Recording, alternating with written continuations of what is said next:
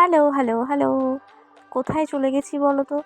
গেছিলাম আর কোথায়? কতদূর আর যাবো? এই তো একটু সামনেই আমার বাড়ি, তাই বাড়িতেই চলে গেছিলাম।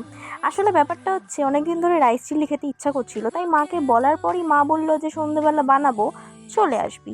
মানে বলতে দেরি। তো যাই হোক, তো ওর জন্যই সন্ধ্যেবেলা চলে গেলাম। মাকে বললাম তাহলে রান্নাবান্না করো, যাচ্ছি। তো মা এখানে কাটাকুটি শুরু করে দিল আমাকে দেখানোর পরই। এবার গিয়ে মা বলল যে তুই একটু রাইস চিল্লিটা একটু টেস্ট কর। তারপর চিলিটা টেস্ট করলাম, মা এদিকে রাইসটা করে ফেললো। এইদিকে হচ্ছে বাবা রুজিকে বকছে দেখো খালি।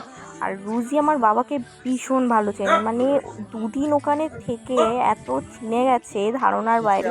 আমার বাবার সাথে খেলছে, বাবা আসতে না আসতে ওর গায়ে লাফানো শুরু হয়ে গেছে।